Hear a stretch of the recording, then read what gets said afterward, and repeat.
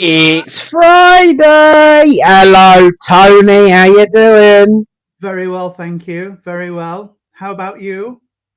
Oh, not so bad. Not so bad. Everyone's a bit quiet today. They are, aren't they? Come on, be noisy, be loud, be brash. Here they come. See, as soon as we get on, they start coming on.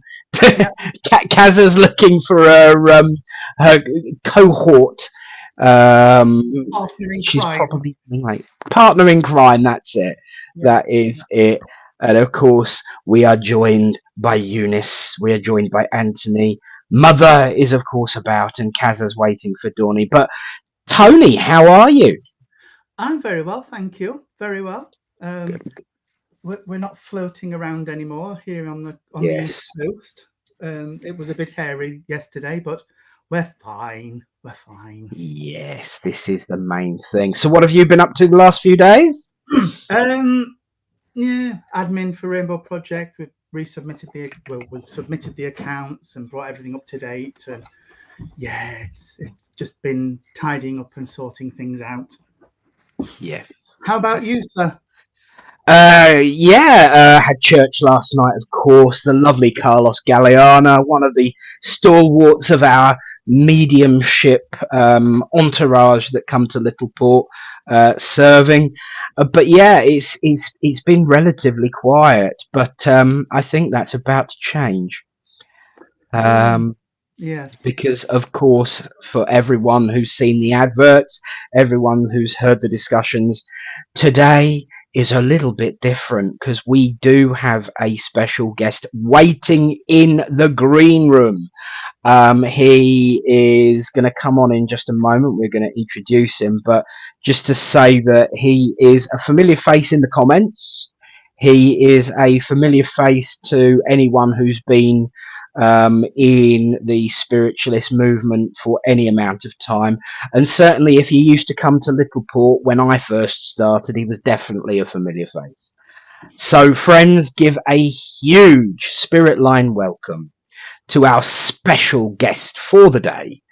Please welcome the wonderful Tim Abbott. Hello, Tim.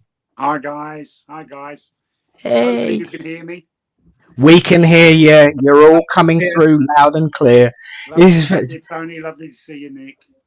Good to see you too. So welcome. You said you'd like to come and have a chat with us, and here you are. It happened.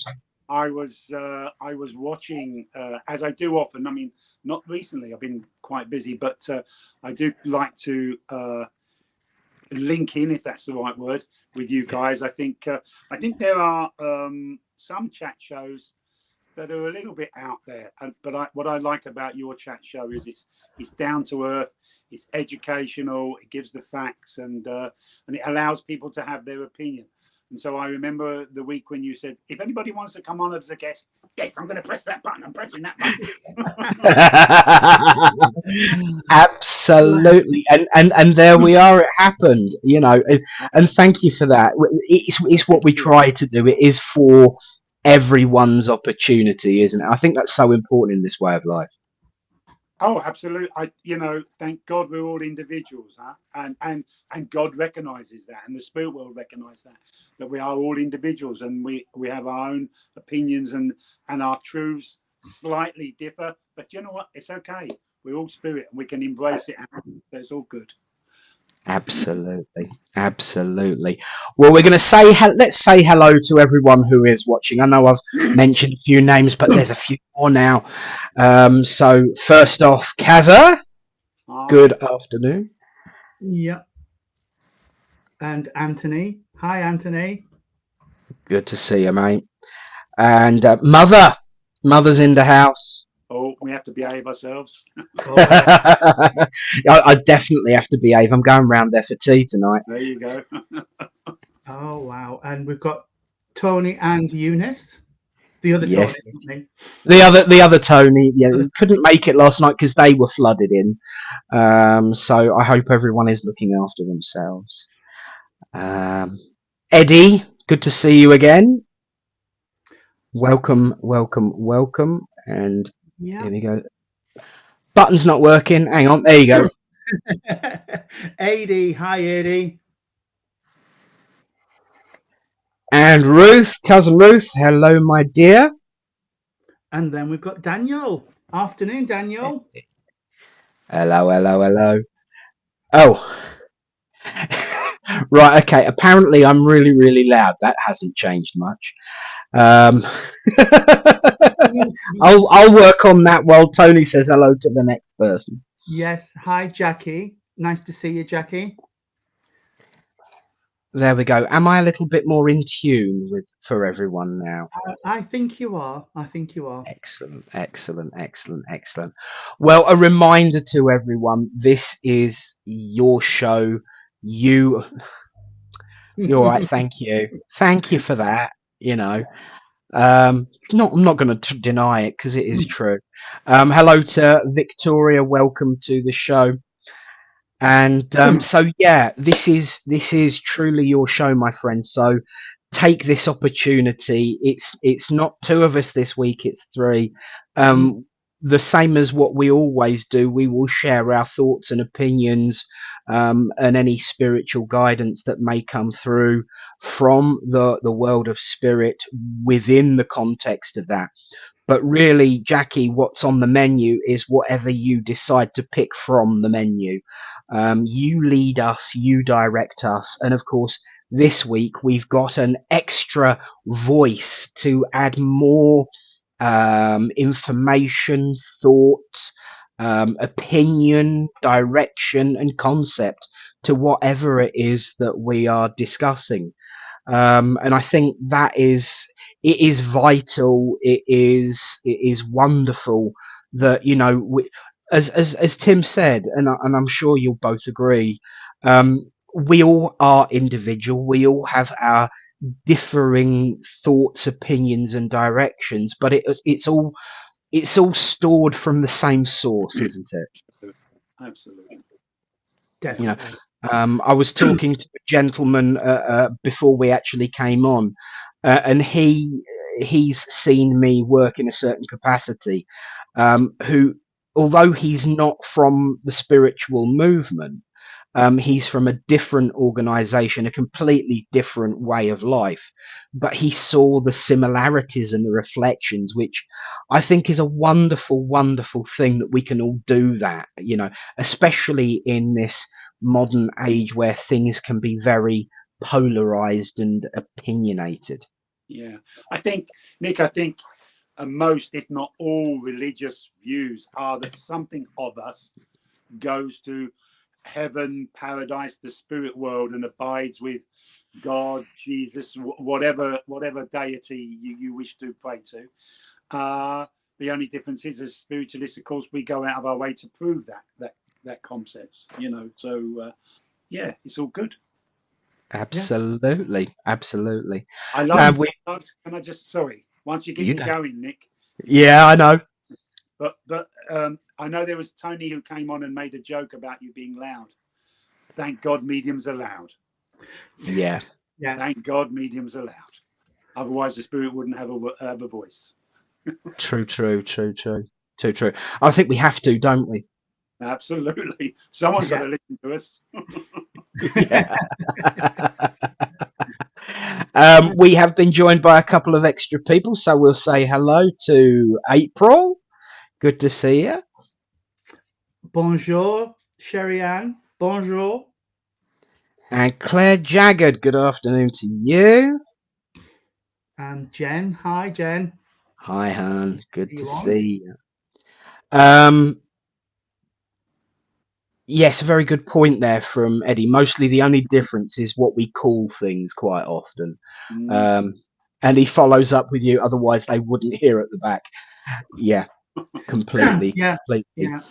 You know, one of the things we were talking about, and just to kick things off, so to speak, is we were talking before we started, and one of the things that I know you deal with a lot, Tim, is something called a spiritual assessment, Mhm. which, you know, wasn't really mentioned back in the day where, Absolutely. you know, I didn't have facial hair, and neither did you, to be fair, and neither of us had to wear glasses as often as we do.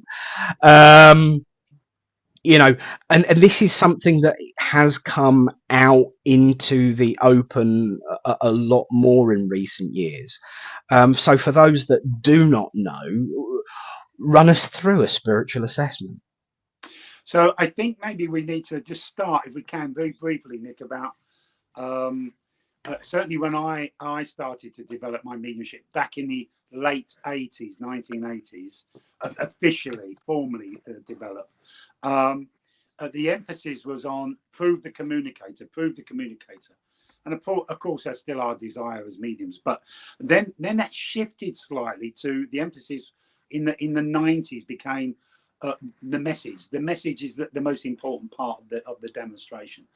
And now the emphasis has changed again, more so with one-to-one sittings, as I'm sure you and Tony would agree with me.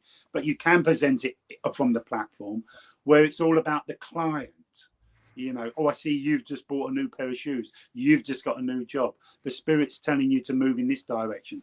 So a spiritual assessment, which can be presented in many different ways, psychically, evidentially, through trance, where maybe the guide will present it, is about designed, if you like, and I'm sure by the spirit, to support the individual moving forward in their life.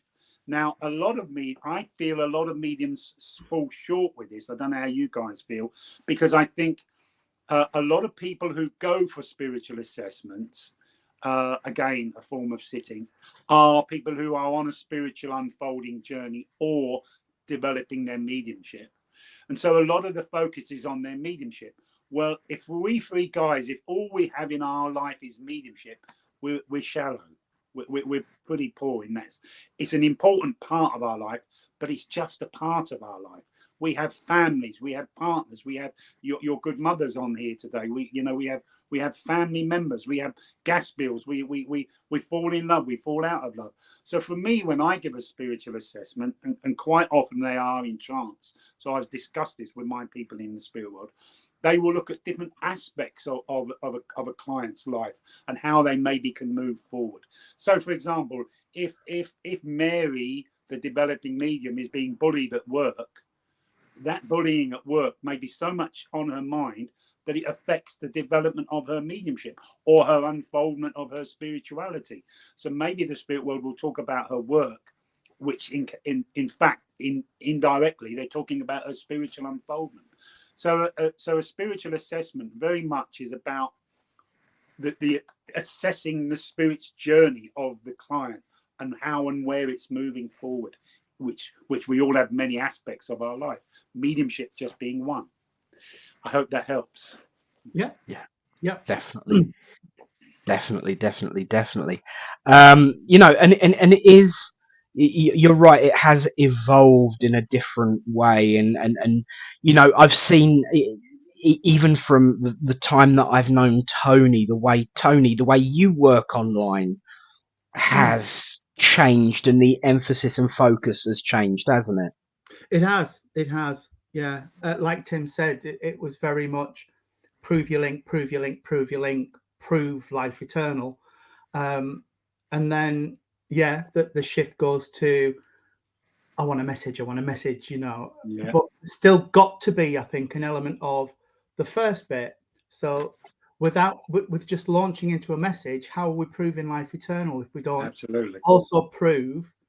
And then the point of the message is, well, if I'm in spirit and my son's struggling, I want to come back and tell him I'm here, I'm helping, and focus here and focus here. So yeah, there's got to be that cross read of everything, really. I think personally, justice.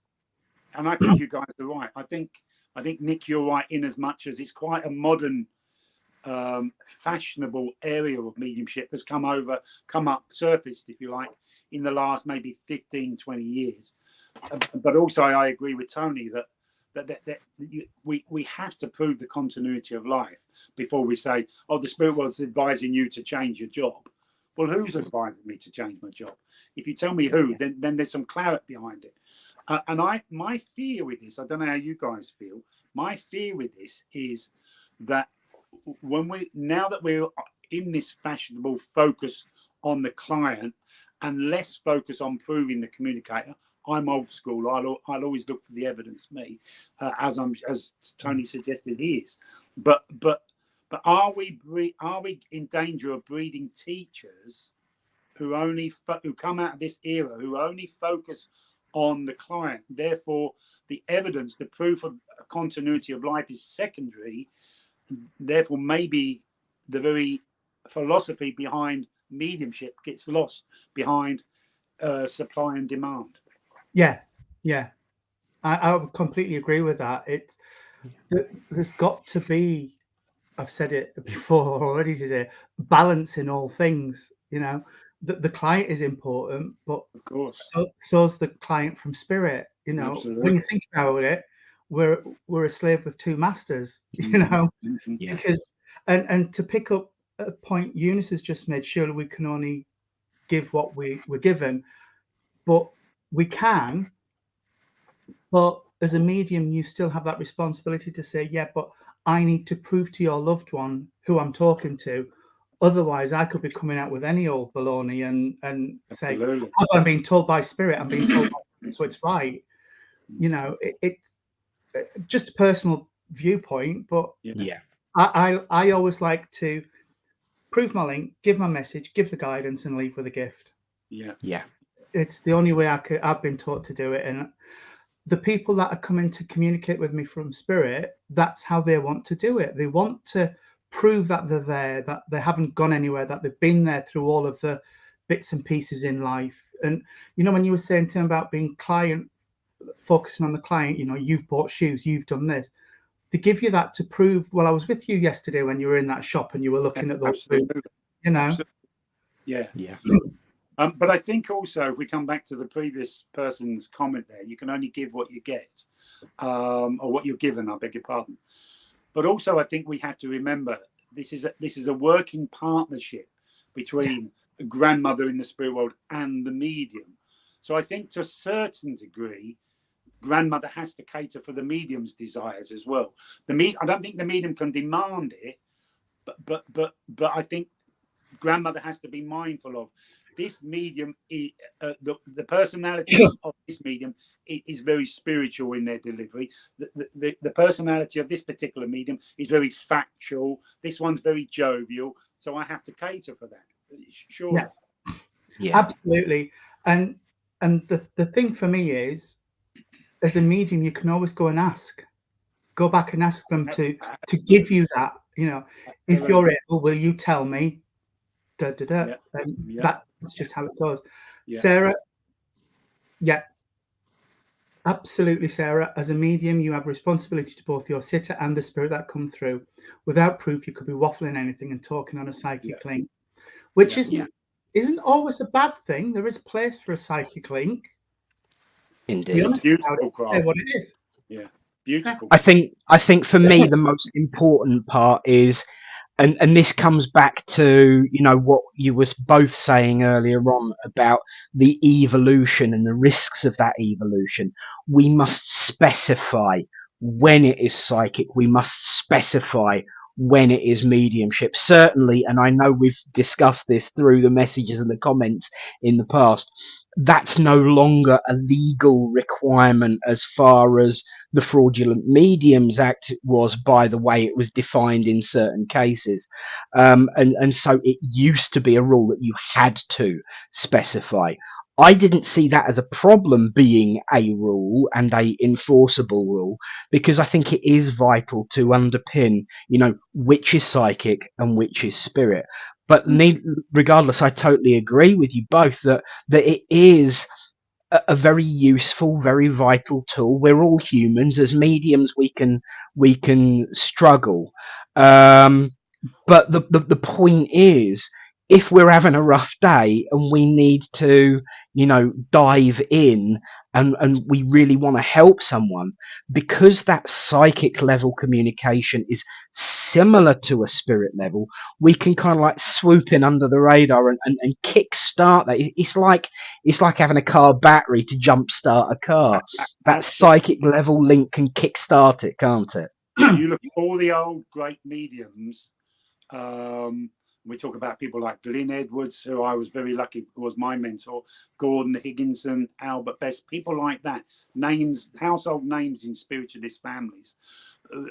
Quite often they would start a sitting by psychometrizing a ring, a piece of jewelry, an object of the client on a psychic level, as you're saying, Nick, to get the energy warmed up, a bit like pulling the choke out on an old car, if you're of an age. Yeah.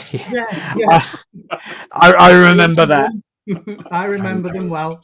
I want to come to Eunice's follow-up comment, because I actually agree with both sides of the discussion, and I'll explain my reason why. Eunice says, no, I do not agree. We work for spirit, not the other way round. Of course, we find out who we're talking to. I get that, and I agree with that standpoint. And I think for me, it's more about us proving our mettle as communicators. And you know, I do get the whole you can only get what you're given, but it is very much for me a three-way conversation. Yeah. And in any form of communication. And I think you summed it up fairly well with what you said, Tim, about you can ask. You know, you might not get, and I've had situations like that on the platform myself, where I say, come on, give me something a little bit extra, please. I don't feel like I've proved this person is who they say they are, and who you say you are, enough to this person sitting in front of me. Please give me something else. No, I'm not interested. I'm going to talk about this. And so it is kind of like a three-way conversation, because we're talking to spirit and the person sitting in front of us, and we can. Sorry, can I give an example? Yeah. So I see myself as a very evidential medium, and I measure my a good night or a bad night on the evidence that I've given. Now that can be perceived sometimes as being quite shallow. However, if we go back to what Tony said about moving your awareness back, asking. So I did a demonstration, well, my wife and I did a demonstration Wednesday night, a local place. Always well, there was about 82 people there, but that's regular for them. I don't know what they're doing right, but they're doing something right. And so I had a gentleman who showed me an old black and white photograph of him and his staff outside a butcher's shop. And I'm saying to him, who are you? And so I'm asking a question, who are you? I'm Dad. And I said, let me see the shop. Let me see the shop. Now, it doesn't always work like this. We know this, but let me see the shop. And I saw the sign, Frank and Son. And I said, the name of this shop is Frank. No, I started by saying, his son worked for him, doesn't he? And she said, yes, because I can see the sign, Frank and Son, because I'd asked. Yeah. Now, if we can also say to our lady, she's right. We are serving spirit. Don't forget, we are spirit. We're in the act of mediumship. We are feeding and nurturing our own spirit and our own desire as well. Yeah, absolutely. I think one of the biggest problems with the way we work, and it is about the individuality about how we work, is that sometimes we actually agree without realizing. And it is how we personally feel the emphasis of that balance. For example, I always see it as a three-way, but I have respect for the spirit that I serve, because frankly, quite often, and just as I've used this example before, Gordon Higginson, one of the things that his mother put him through in circle was he was sat on the chair, tied to the chair, his eyes were bound, his ears were bound, he was back to the door, and he wasn't even allowed to see, know, or acknowledge his recipient. It was literally, I'm coming through with whatever spirit give me. I think what we forget is that spirit know what we need, know what we want, and what they give will be what is required. Yeah. And I think the evolution of, and I totally agree with what Tony said earlier. And I think, if I'm honest, and I'm going to be brutal, because apparently spirit in the trance sitting that I was in this afternoon with someone else was doing trance, that I need to be a little bit more forceful, firm, and stand by my feelings and opinions. I thought I did that anyway, but I think they think I'm being a bit too gentle. I think that for me, I think what you were describing about that evolution and the risk that comes with that evolution is where we, as a way of life, stand on a risky dividing line. That if we evolve so much to the cost of the past ways of working, we are frankly screwed, and we will not be doing the justice for spirit and serving them in the way that we are supposed to, which is, I've got to say, when it comes to evidence, I love your work, Tim. I've got to tell people, for those that haven't heard, you are the first medium to give me that evidential kick around the head that I ever had way back in 1999 when I was starting to develop. More recent than that. I had an experience the night before that nobody could have known. And it literally, your evidence that you gave me, it wasn't even one of these 5-minute messages. It wasn't even one of these 10-minute messages. It wasn't a 15-minute message. It was about 3 sentences. It took you less than a minute to give me the evidence I needed to progress myself forward, because I was new. I was enjoying myself. It was amazing. It was different, but there was still that, am I really sure? Is it real? Is it cold reading? Is it all of the above? And I sat there, and I did say 1999, Eddie, not 1899. I've just turned 45, not 145. Looking good on it though, if I was. But literally, I sat in the congregation the night before. I'd laid in bed, and I'd woke up in the middle of the night, and I was really, really cold, and I felt the sheets lift over me and be pressed on my shoulder. And I looked up, and my bedroom door was closed, and the room was empty. And I felt the sheets being lifted up, pushed over me, and I could feel this hand pressing it against my shoulder. And I looked up, and there was nobody there. Now, yes, it could have been a dream. It could have been this, could have been that. And I was thinking about it all morning, and I put it aside, went to church. You were serving that night. And you stood there, and all of a sudden you just stopped in your flow, and you went, can I just come to that young man down the front there? I just have one thing to say to you. In the middle of the night when you're cold and get tucked in, it is your grandmother. And that meant the world to me, because it was the connection with my grandmother, who'd only passed the year before, or a few years, but it literally was only the year before. It was 98 when she passed. But also that presence of, she must be there, because this is what happened last night. And, so evidence comes in many different forms, and it doesn't need to be these grand swathing statements of grandeur. That one comment changed my entire direction, from someone who was interested but a little bit unsure. It was at that point I jumped in both feet first. And so, evidence can come in many different ways. And I just want to say thank you for that mess. I know it was Spirit that gave it, but nonetheless, you were the channel. Yeah, and my ego says, I was marvellous that night. But it was your grandmother that was directing that message, and we have to thank her. Thank her for making me look good. Again, she was catering for my ego, but she was also catering for your future. Yes. Absolutely. Tony, I've been yakking. What have you noticed? Kaza, it was a starred comment. I was trying to find it, and then I realised there's a little tab at the top that says There is a little tab. There we go. Yeah, yeah, that one. I say, Kaza, whatever works for you, love. I used to jot things down on a pad when I was first starting out. Make bullet points of what was coming through, what I was feeling, what I was sensing. And if somebody sat in a circle for me, or a development circle or whatever, I wouldn't have an issue with them writing things down.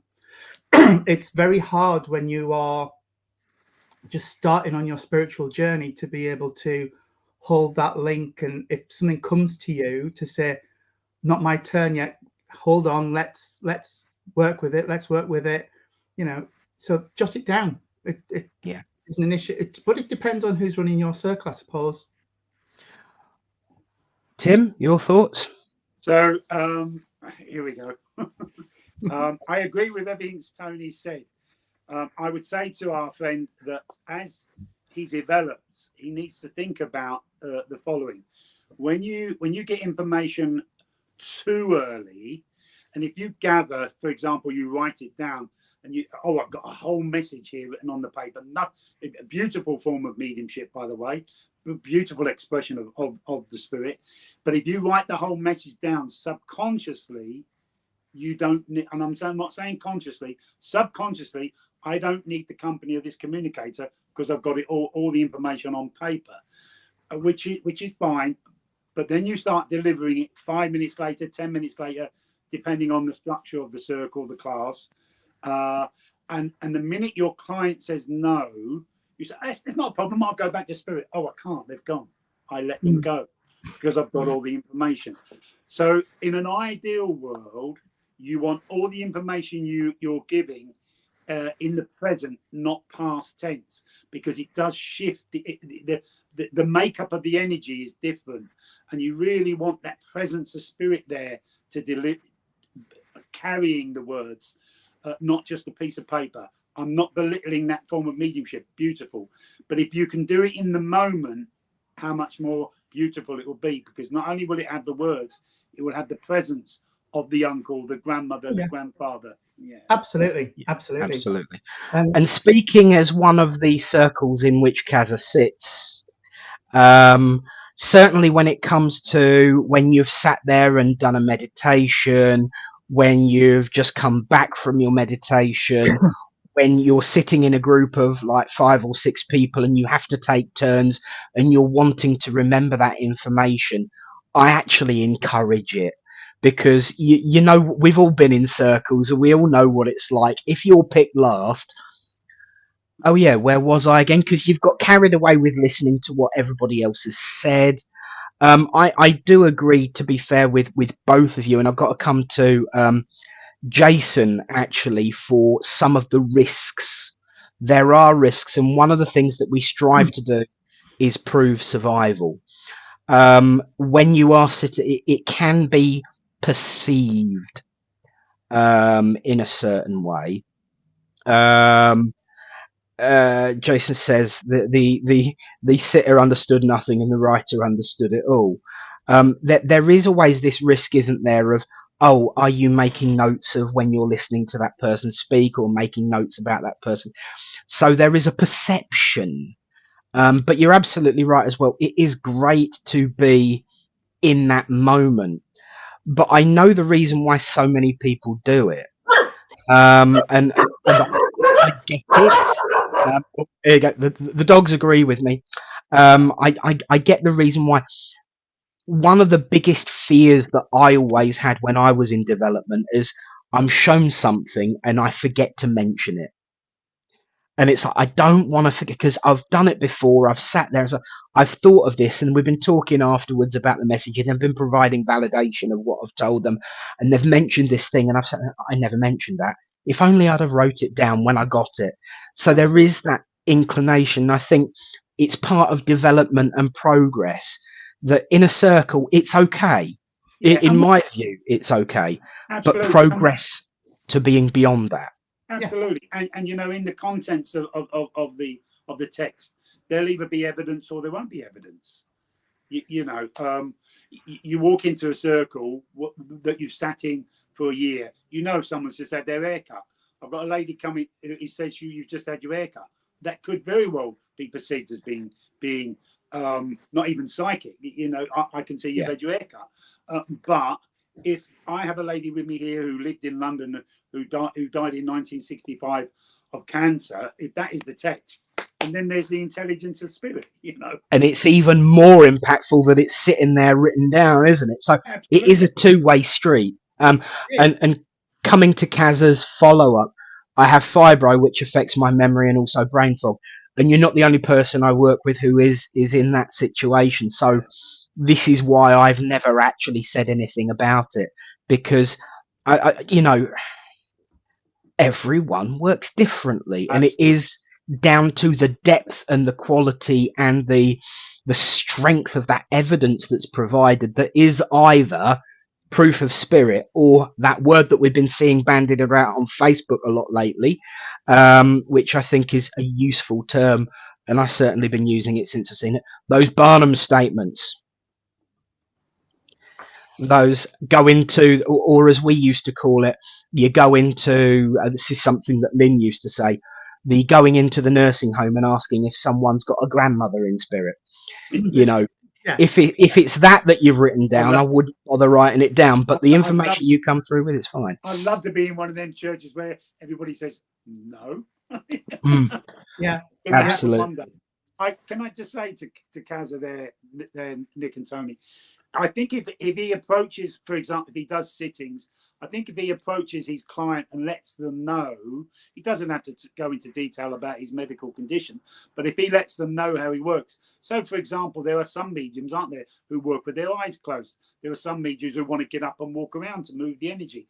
And I think if you present that in your introduction to a sitting, if you tell the client, you know, I'm not falling asleep, I'm closing my eyes because I'm focusing, and then they're normally quite good with that. Hey, I get my stuff before I come here because of a medical condition. You don't have to go into detail, and this is what I've got, and that's fair. And I think that would be fair enough if you just let the client know how you work. Yeah, I think it's that openness, isn't it? It is. It's having that conversation with the client, and I do it on rostrum as well. I'll stand up, and if it's a church I'm new to, I'll say, "This is me. This is how I work. This is what I do. All I need you to say is yes, no, or I don't know. Don't give me your life story. That's my job, you know." And away you go. But the other thing that can be thrown at you, not thrown at you, but one of the risks that can come up from having stuff written down and jotting things down. My mentor, Jean, who Nick knows quite well, she always said to me, the first thought's spirit, the second thought's yours. When we were in circle and people used to say to her, I could see her getting madder and madder. Have you got anything? Well, I've got something, but I'm working on it. And she used to say, no, it's not yours to work on. It's spirit. Get up on your feet and give it. So if you write it down and you put blue door, you could start thinking in your head, what's the blue door? Is it your blue front door? Is it a blue garage door? Is it? And you start putting your own spin on it. So it is, the aim is always better to get up on your feet and give, even if you just write the first couple of points down, then get your link and start working on it and working with the spirit, and giving that message on your feet in the moment. And Tony's got a very good point there. Tony's got such a good point, because the very act of writing, now I'm sure our friend has mastered this over a long period of time, but the very act of writing is a very conscious act, and you don't want an active conscious during the act of mediumship. And whenever I have a student, I can be a bit of a tyrant. Whenever I get a student say, I think, and I say, whoa, I don't want to know what you think. No, I want to know what the spirit world thinks, not what you think. Yeah. This client hasn't come to see what you think. They've come to see what their grandmother thinks. Yeah. I have to say, and certainly from the speaking, from Kaz's perspective, because I have obviously seen her work and I've seen her methodology, it has been a natural progression because she is an absolutely awesome artist and a psychic artist as well, even though it's not psychic art, it's spirit art. But once again, there's those terms that we use. I have seen her work, and it is this natural progression because she would start by drawing pictures and then write these phrases. And the one thing I love, which I can confirm, is that she doesn't elaborate because she's got this written here. And once again, it's about how her mind processes that information as it comes through. It's literally, I'm going to pour it onto the page and then forget about it. And she doesn't add to it. So, you know, it is once again about, in other words, be yourself with respect, then let spirit take over and pass that information on the best you can. Absolutely, yeah. And you know, it is say the same. Don't change who you are, just evolve who you are. Yeah. And one of the things that I've always emphasized in Circle, which it just goes to show it's nice to see that Kaz has understood the assignment. Be yourself, work your own way. Because if we all worked the same way, it would be so blooming boring. Absolutely. Oh, horrendous. I mean, because Jean and I go out together a lot, people will say, oh, you work quite similarly. No, we don't. We really don't. Jean works with physicality. She can describe a person. She can see them. I see sort of, but I feel the energy of the person, the personality come through. And it's very much, we work in a similar way that we like to work with humor and upliftment. But the only way you can work with spirit is as you. Yeah. And that's why that's why you're on this journey, is to do your best service for spirit, for the living spirit and the past spirit. But the only way you can do that is by being authentically you. Yeah, I think the moment we say, you know, and I've been through a very publicly mistake, if you like, in my life, a chapter in my life, which is nearly 10 years ago now. It's a different era ago, but you know, we are all human beings. We all live and we breathe and we sleep and we wake and we bleed and we fall in love and fall out of love. And there are times when we say to ourselves, I am not worthy of being a medium. In that thought process, we are actually insulting the spirit world, because every time the spirit world come and blend with us, they are accepting us for who we are. So why can't we accept ourselves?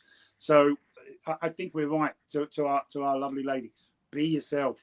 If writing works for you, you do it, especially if it involves a medical condition. I have no issue with that at all. Yeah, and I'm certainly not kicking you out of Circle for it either. And in actual fact, here's a fellow Circle member of Kaz's. Kaza makes our Circle whole. There you go. Oh, you know, it is, and I've got to say, it is that honesty of how we work that matters to me, and the ownership. And I've got to say, obviously, being, you know, in historical contact with you, Tim, the fact that you even mention that situation in the way that you do adds to my respect for you, actually. I think we have to, you know, we have something we all have something in common as spiritualists. No matter what branch we come from, we all have something in common. We all accept the reality of the spirit world, no matter what your beliefs are behind that. So we are all brothers and sisters in a common cause. And if we can share and learn from each other's pluses and minuses and good days and bad days at the office, and then our belief system evolves, doesn't it? You know. Yeah. Absolutely. And that sort of brings us back in a loop again, because we're talking about spiritualism evolving and the focus shifting, and it absolutely has to. But as we've said before, Nick, on this show, and Tim, you've probably been in these conversations as well, that we have to learn from the past to go forward in a positive, productive way. 100%. Yeah. And if we say, oh, that's the old-fashioned way of doing it, it's wrong, we don't like it anymore, then I think it was Nick that said earlier, we're doing a great disrespect to spirit. We've got to keep the focus on what is important, which is spirit. We're all spirit. So it's the incarnate and the discarnate spirit that we need to focus on and bring together.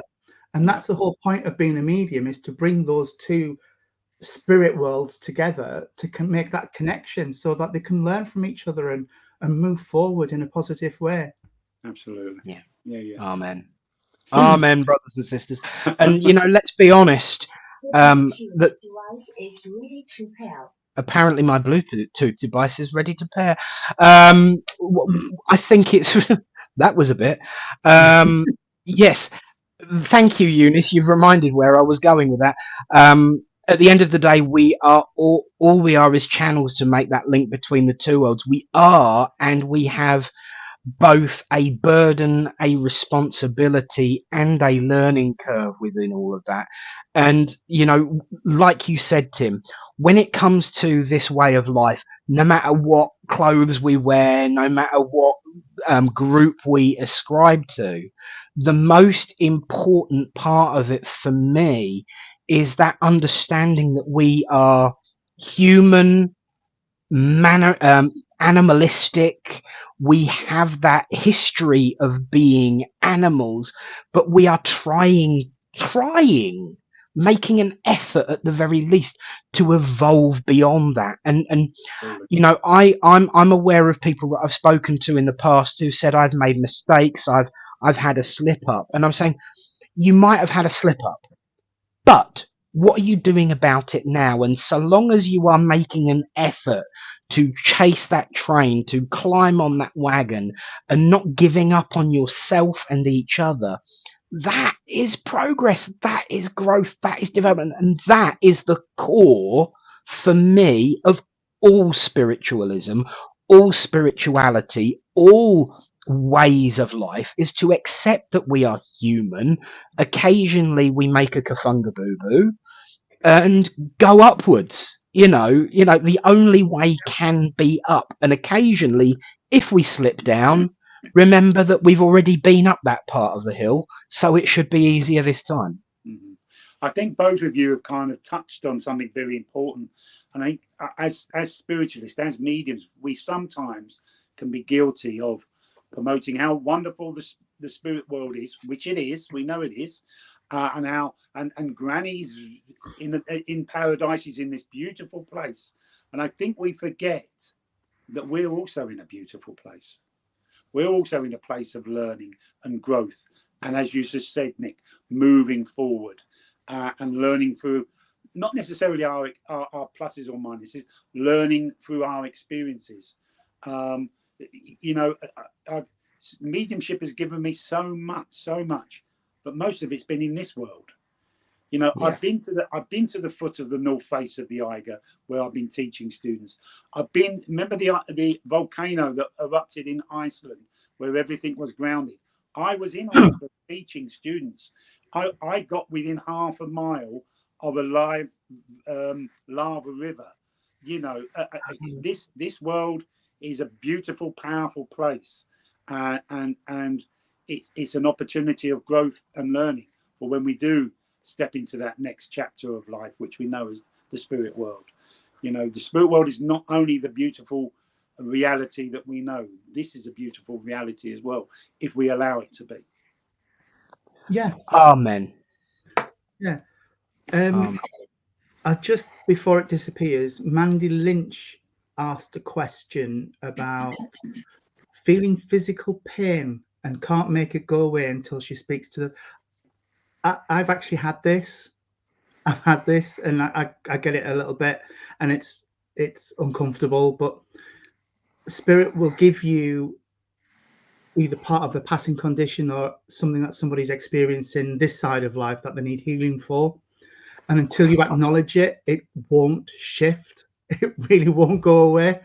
And it's awful. And it can stop a service dead in its tracks, because, I do suffer with my back, as Nick knows. I have a slip disc in my back. And they gave me that, and I couldn't move. And the lady I was communicating with this side of life, I was saying somebody must be suffering with back pain at the minute because it's not going away, and I'm getting healing for it. So I know it's here. It's not in spirit, because they don't need healing in spirit. They need it here. No, I can't think of that. Like, oh, please, you must know. And she said, oh, that's not family though. It's next door. I said, I don't care who it is. You should just take this back pain. Yeah. And then it went. So they do it, Mandy, and it's their way of acknowledging it. And yeah, they also, if they're really quirky, humorous, jokey spirits, they can leave it with you for quite a while as well, just to see you going out on a rostrum. I just, yeah, I'm not going mad. I want to like, no, that's all. I think if it's a challenge for Our Lady, we have to remember what psychologists say. What you think about, you bring about. And spirit communication, of course, is through the power of thought and energy, telepathically, of course, mind to mind. That's why it's called mental mediumship, mind to mind communication. So that back pain that Tony refers to there is only thought, it's only energy, but it can be our reality because it's a form of communication. It's a reality. And you'll see mediums holding their back or their chest. Your dad died of a heart attack. But if it's just energy that is affecting your energy, and it's portraying itself somewhat like a heart attack, like a slip disc in the back, the moment you present it to your client, you are handing that energy onto your client. I'm not saying you're letting your client have a bad slip disc, but for them, they face it however they want to. You've delivered it. You've let it go from your space to their space. You'll no longer have that problem because, as Tony says, please take it. And the moment the client takes it, it dilutes and moves away from the medium, of course, because it's only absolutely. It's just their way of getting a piece of information to a sitter to acknowledge it, and once it's acknowledged, they don't need it anymore. I don't need it anymore. But absolutely, it's Sarah's just backing that up and saying, it can really feel that passing condition. Absolutely. But what I would say is, I had it once where somebody had chosen their time to transition to spirit, and they gave me that passing condition, and it overwhelmed me to a point that somebody had to come and talk me down. And while Eunice says we work with spirit and it's our job to be a channel, we still have responsibility to look after ourselves. So I've always said there's got to be a bit of a distance now between, so the communicator goes through my guides to me so that I've got that buffer. And once I'm comfortable, then I'll relax and let them come closer. But I don't want that overwhelming again. So always look after yourself. Always look after yourself and be true to you.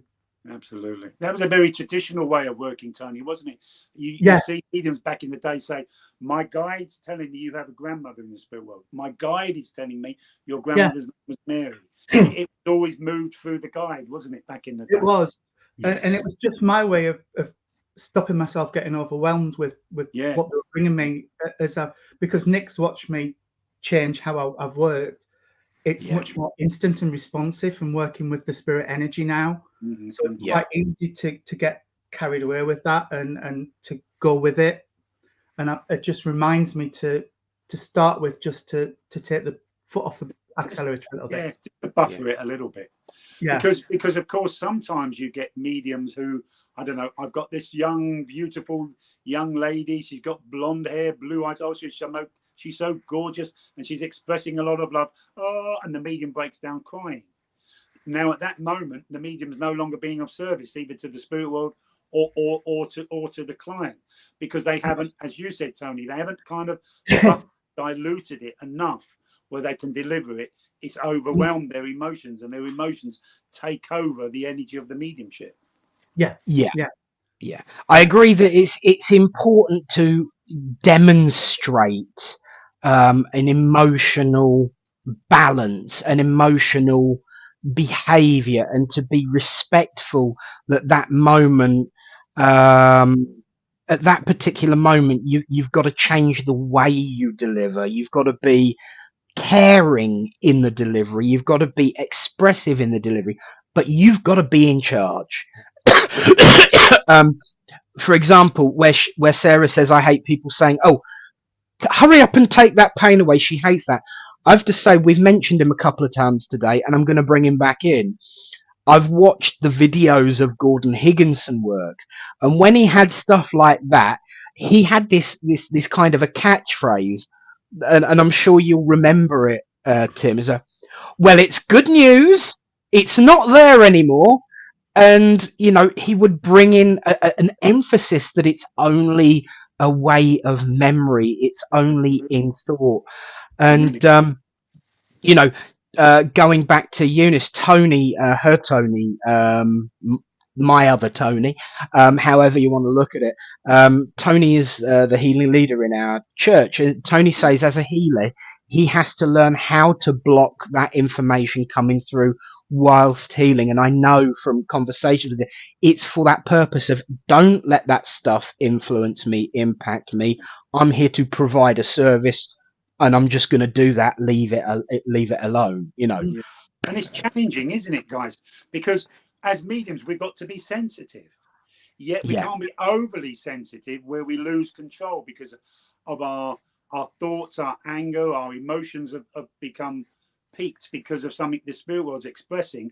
But at the same time, if Grandad is expressing his joy because, I don't know, his granddaughter's just got married, it's our job to express that joy, to bring that joy alive without it overly affecting us, so that we lose control. Yeah, absolutely. And it is that, it's all been about balance today, isn't it?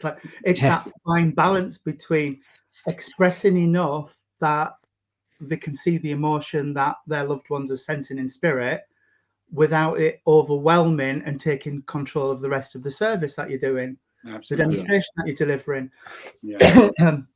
But maybe that is the meaning behind the song, and that which people say, this is the dawning of the age of Aquarius.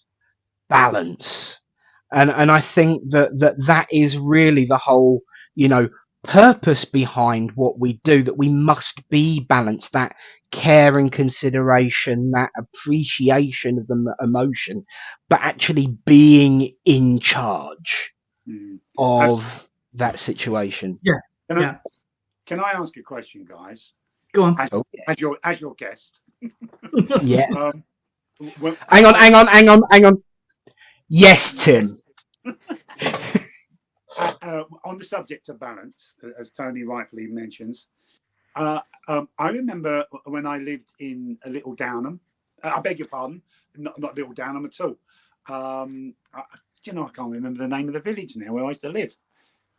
There's a village just outside Little Downham, anyway. Yes. And for 5 years in a row, I went and for the SAGB, I went and did 2 weekends a year alongside Mary Armour, Gordon Smith, and Billy Cook. Oh, well-known media. I've got to do that. The second weekend of the year always fell on my middle daughter's birthday. So for 5 years in a row, I missed my daughter's birthday. More important to be with these famous, whatever famous means, mediums, because then that makes me, my ego of course, makes me famous alongside them. And when I came back on the Monday morning, the birthday was gone. And all my daughter wanted, this young girl wanted, was her daddy at a birthday party to give her the birthday present that he'd gone out and worked so hard for. And so I think sometimes we're so eager to work for spirit because we're good people, not because we're looking for fame or fortune, or because we're trying to be of service, that we do lose the balance between the spiritual service and family life and paying the bills and so forth and so on. Oh, absolutely. I would completely agree with that. Yeah. Jean and I had a period of time, and Michael, my other half, where we took any booking that came in because we wanted to be out there and delivering. And that year was the most intensive year of my life. And Jean and I were no good until the following March. We were just exhausted, burnt out, and we just couldn't function. It was so. Yeah, you want to get there. You want to work for Spirit. There's nothing wrong with saying we're proud of what we do. It's ego, but it's fine. You know, we've done a good job. We all know when we've come out of a service and it's like, that was a good one. I enjoyed that. There's nothing wrong with that. But chasing that is when it becomes a problem, I think. Yeah. I remember as a young medium at Cambridge Spiritualist Church, and I'm sure you guys know of, and I know Nick will know, Minister Barry Oates. Of course, yes. And he said, he pulled me to one side and he said, now you've got to learn the biggest lesson. Now you've gone public as a medium, Tim, you've got to learn the biggest lesson of all. And I said, what's that, Barry? He said, how to say no. Yeah. He's so right. He is so right. Yeah. Absolutely. Yeah. Absolutely. You know, I think I as you will know, it is something that I experienced because of who I developed with. I did swim in the pond from time to time with names, and you know, I do reference those occasions, but usually it's by way of bringing those names down to earth as human beings. My favourite story of all, and I tell it not to say that, you know, oh, I met him and oh, I knew him and all stuff like this, but to say he was a normal, down-to-earth human being with a sense of humour and like poking fun at the kids that were sitting in front of him, as I was. Because when I developed with Lynn, she was the editor of the Psychic News, so she worked up at Stansted Hall, and occasionally, as her young protege student, I would go flying up to Stansted Hall with her and sit at the end of Maurice Barbanell's desk, and I was really, really lucky to be able to do that stuff. But you know, the one time I remember as I sat there, Colin Fry used to do a column for the Psychic News, and Colin came in and he saw that I sat there and he clocked me instantly, and then suddenly there was this, you know, this bold, you know, view come over, and he threw his work onto the desk and said, "There you are, Lynn, the golden words have arrived." And she just sat there in a chair and leaned back and went, "I hope you've learnt to spell this time." And they had this play fight and this row.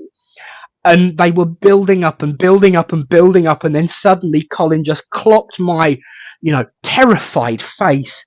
And he just laughed his head off, threw his arms round Lynn and said, "I can't do this anymore. Sorry, doll, how you doing?" And they were playing for me and they were playing it up.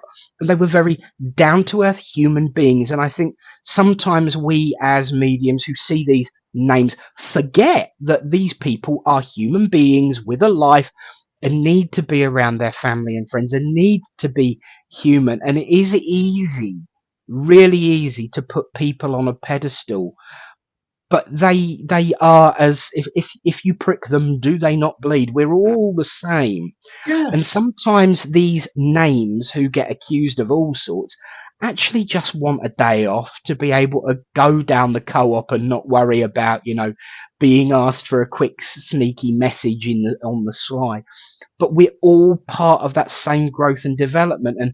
And just as some named medium is this grandiose, wonderful medium, you can go to a church in the middle of nowhere and you've got this church president who's sitting in the presidential seat for about 20 years and she's in her 90s, and you'll sit there and say hello, and she'll sit there and give you the best message that you have ever had, and you will walk away not even knowing her name. Yeah, absolutely. We are all cut from that cloth. Yeah, I completely agree with that. And it's another phrase that I've used a few times, is a medium's only as good as their last message. Yeah. You know, I think, I think you're right, Tony. You know, sometimes it does rub me up the wrong way, this pedestal that some mediums put themselves on. And I quite often say, you know, the gap between superstar medium, again, whatever that is, superstar medium and student is a lot smaller than people will argue. It really, some of my best messages that I've ever received been from students in circles. Yeah. Absolutely. Yeah. Absolutely agree. And you're absolutely. I've really. I can feel a rant coming on, and I do apologise, but you've said that magic word now, Tim. Pedestal. One of the things that frustrates me, and whilst I am deeply respectful and remembering of the history of our way of life, the pioneers of our way of life get put on this pedestal, and we are not allowed to change. We are not allowed to do things. Those pioneers, they did this, and we should keep doing it this way. And I'm an old-fashioned medium, so I do work in a very old-fashioned way, but I do change the way I work for the moment. People put the work of the pioneers on this pedestal with, oh, that's set in stone, you can't change that. The reason they are pioneers is because they said, no, we don't want to be set in our ways, we want to try something new. Well, and so this whole pedestal thing with, big names and with the pioneers to extent, we're actually being more respectful to the pioneers by moving things forward than we are, getting lost in a mist of the past. Perfect example, and I know this is something that's, probably a contention for some people. The 7 principles. We are told, and I was told in development and have been told many times, the 7 principles as given to Emma Hardinge by Spirit in trance. That's not the full story. Absolutely. She was actually given first 4, then 6, then 8, then 10 spiritual commandments, which she then summarized in the 7 principles, which, we say that the mass media and social media and short, quick and punchy is a modern thing. No, it wasn't, because people weren't so interested in the 10 spiritual commandments as they were the 7 principles, because they were simple, to the point, and punchy and catchy. But when we focus on the 7 principles only and forget those 10 spiritual commandments, we lose so much richness and depth of our philosophy. And in particular, the final spiritual commandment. Yes, it was in Victorian language. Guess what? She was in Victorian times. But if we translate it into a modern English, it said, the final commandment is this.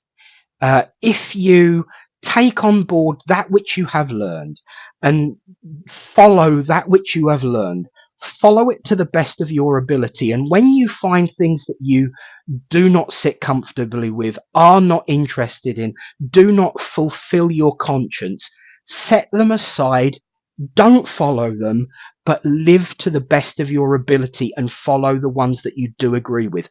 That is the one thing that I hear all modern spiritual and spiritualist people following, and say, but I'm not interested in following the 7 principles because I don't want rules. But the final commandment that was the birth of these 7 principles actually said, do just that. Follow what your conscience says and be damned with the rest. And I think we need to be speaking more about the true the true purpose of what they were there for, as a way of uniting people, not dividing and separating. Absolutely. And yet they were something new, something different for that moment. And so I think we do more service to the pioneers by pushing the boundaries. Yeah, absolutely. I think I could have said it better myself. Yeah, a very good point, Nick. I think for me, sadly, I think when we talk about pioneers, there's probably about, I don't know, maybe 15 names that get bantered about, and so many pioneers that seem to fall by the wayside. There wasn't 15 spiritualists. There wasn't 15 people communicating with the spirit world. It's from all walks of life, and we forget there's so many people who were pioneers that are not credited. And the first person who comes to my mind is the Marquis of Pasiga, who and when I say that, people go, who's he? Yeah. Well, we use his phrases all the time. clairvoyance, clairaudience, clairsentience. He's the gentleman who coined those phrases. And people say, well, who is he? Well, you use his work all the time. You talk his work all the time. You know, the gentleman, and forgive me because I can't think, Thomas something, a northerner who was an MP up north, Yorkshire way, who pushed through, or who helped to push through, you mentioned it earlier, the Fraudulent Mediums Act. You know, people that never get mentioned. And here I am, I can't think of his surname. I don't know why I want to call it Hatton or something like that. But people like that who give us the freedom to have our voice, which is what we're doing right now. It wasn't only, bless them, it wasn't only the Fox sisters, it wasn't only Emma Harding's Britain, you know, it wasn't only Gordon Higginson. There were so many of them, and we come back to what you said earlier about we're all individuals. We all have a part to play in this message from Spirit, you know. Be it the tea lady in your church, be it the president of your church, be it the medium who's visiting your church, be it the reverence like your good self, be it the rogue of mediumship like me, who whatever your part to play is, you know, we are all parts of that jigsaw puzzle that, when we put it together, bring out a beautiful story. Life is eternal. Definitely agree with you. You know, I've got to say that, you know, no, I'm with you, mate, because, you know, I'm sitting here thinking, I come on here on a Friday with Tony regularly. We're the faces that are on that logo, but behind all of that, there are people who support us and help us and make it possible for us to do this. Many of them, we share their comments in the stream week in, week out. Many of them don't come on, but they are, you're right, the part of the great machine. And I do love an analogy when it comes to a jigsaw puzzle, as you know. You know, it really is about those unsung heroes, not just of the past, but of the present. Kai Barnes. Walter Monslow was the MP. He wasn't the he was the MP that put it through, but I'm talking about his friend who was the spiritualist, who actually encouraged that initial process. Absolutely, who encouraged Walter Monslow. Absolutely. Because the spiritualists didn't have enough power in Parliament to push it through, when Walter Monslow did. And they were very clever, weren't they? They put a questionnaire. They gave every MP in the country a questionnaire. Are mediums should fraudulent mediums be charged? And it was yes, they should. So then that must mean non-fraudulent mediums shouldn't be charged. So they shot themselves in the foot, of course. And you know what? That is why I always loved the Fraudulent Mediums Act, because by definition it meant that there were genuine ones. Absolutely. I believe it's still live in, I know we have the Consumers Protection Regulation now since 2008, but I believe the Fraudulent Mediums Act is still live in Ireland, I believe. I believe so too. And I will be honest with you, most of the basis of it and the text of it and the principles behind it are still used by the media watchdog. So when it comes to, you know, being on TV and all that kind of, the media watchdog does actually use the original principles and definitions that were created by it. It's believed that the last person to be charged under that was Helen Duncan, of course. Helen Duncan. Which is actually incorrect. Of course, this is a platform for education. It was a lady, I think about 4 years after Helen Duncan, who was a very good friend of Helen Duncan's, a lady called Jeanette Holmes. And she was bound over to bound over to keep the peace or something for a year. Something like that. Because, of course, it was all under the Vagrancy Act, wasn't it? Absolutely.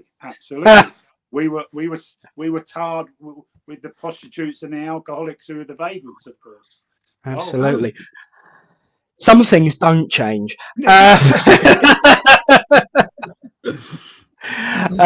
yeah, it's been amazing. I think, you know, we usually start to wrap up around 5:15, just so we're done by past. But I think I've got to say, the best mediums are those that care not fame nor fortune.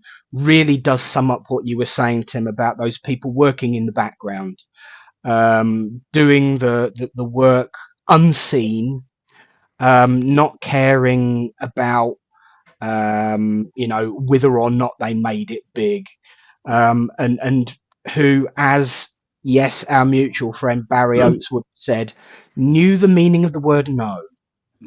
But we do live and learn. Neil Payne did say, Tim, do you remember Spirit of Youth 7 principles? I loved how easy they were to understand. I've got to remind everyone that I was 18 when you were in the Spirit of Youth, so I remember them quite well. Neil and I was on the committee then. It was a lovely approach to spiritualism and mediumship. I can only remember one of them, to be honest, and that's personal responsibility. And Spirit of Youth version was "The buck stops here." Yes. I'm sure Neil remembers all of them. I knew it was time to bail out of Spirit of Youth when me and Simon Key was doing a demonstration. It's somewhere in Norwich, and it was a good dem. And somebody came up after and said, "Wonderful dem, but can I ask, is there anybody young that works on Spirit of Youth?" And I thought, time to bail out. Be honest, yeah. That kicked my ego into touch that day, I tell you. Yeah. He does remember him. Good man. It's been absolutely wonderful sharing the screen with you two, my lovely friends. It has been a blast. Really enjoyed it.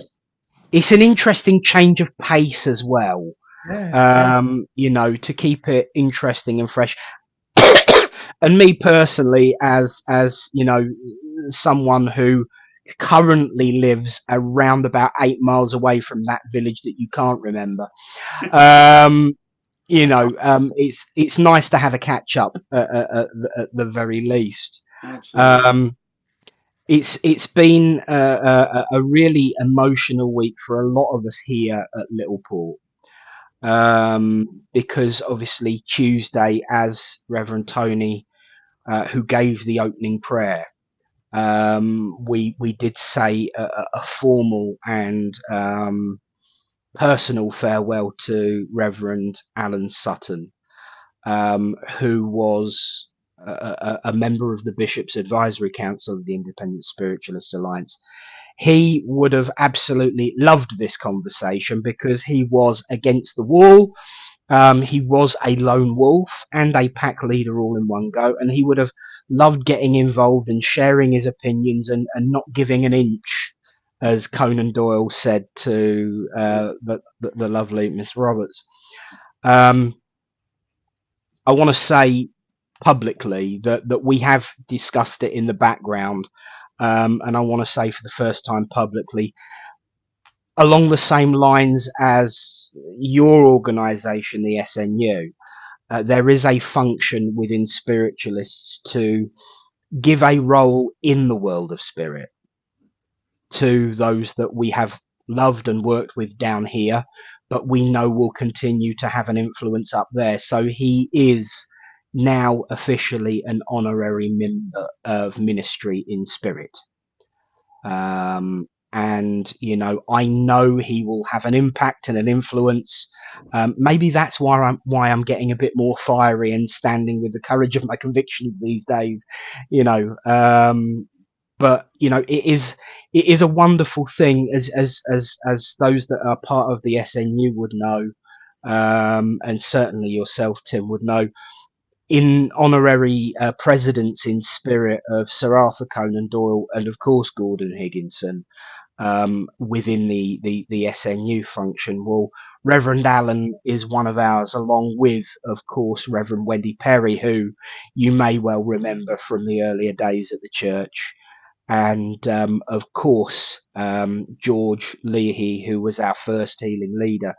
They are honorary members in spirit or ministers in spirit at Littleport.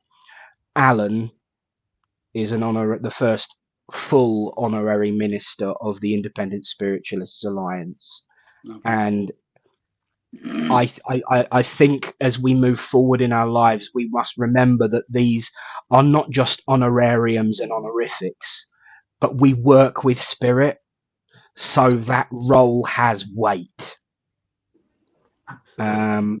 Because the world of spirit, you know, no matter what direction we come at, we do work with and for the world of spirit.